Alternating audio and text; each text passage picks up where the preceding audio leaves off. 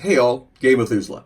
I wanted to show you a little prep up today. Today is actually game day, and I just did my minimalist prep up here for my Twilight of Fey Albion campaign in the fantasy trip that I'm running for my old game group. A lot of this I already had done. I think if you saw one of my minimalist videos, I showed you this gnomish ruin and mine that I had made up quite a while ago for my original Albion campaign. The elves I had already had made up. I had already made up the basic kobolds, but I made something interesting and new. I used something from like 4th edition. And for those of you who are familiar with it, I made them minions, which means if you get through their armor, which in this case is 3, and you do 1 point of damage, you kill them. And I really liked that in 4th edition a lot. I really loved minions. I really missed them. So I wanted to bring them back into this game. I find them very interesting.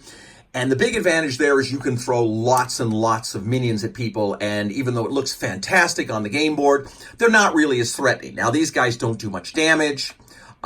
They really not that tough at all, but I gave them a very interesting special that I think is going to throw the players.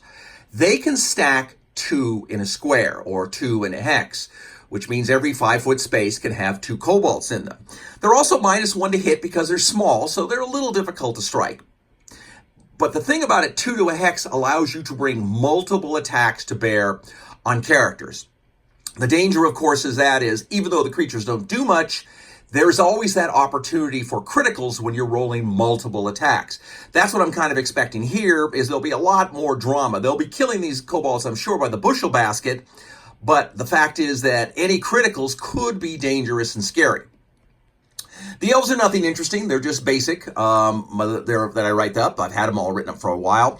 And I made something else new. I bought this murder vine pre-painted miniature at the local hobby shop. And I really liked the miniature. And I kept thinking, what was I going to do with it? And I'm sure they're in the monster manual somewhere, but I didn't really want to look it up. I had a plan because I really wanted to use a different creature. So what I do is the murder vine is sort of a stationary, large creature that attacks anything that comes near. If things stay out of its range, what it can do is, like a magical spell, it can produce shambling mounds. So for 10 power or 10 of its health, it can produce a small shambling mound. For 30 of its health, it can produce a large shambling mound. Now, the shambling mounds are pretty much like you would expect them, kind of out of D&D. They have multi-attacks, they bash, they can grapple, they can engulf. So a small one can engulf a small creature, a large one can engulf a medium creature or less. And they can use their multiple attacks to sort of defend themselves too. So say this shambling mound, the large one that has 2 attacks, it could actually give up one of its attacks to raise its armor class by 2, or in this case, its damage reduction by 2 because we're using the fantasy trip, and make themselves a little harder to hit, though they can't attack as many players.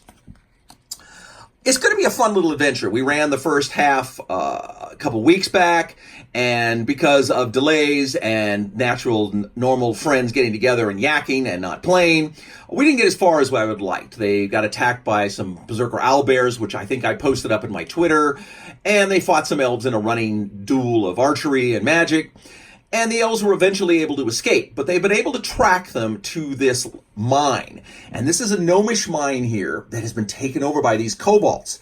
And the kobolds, of course, wish to worship a dragon.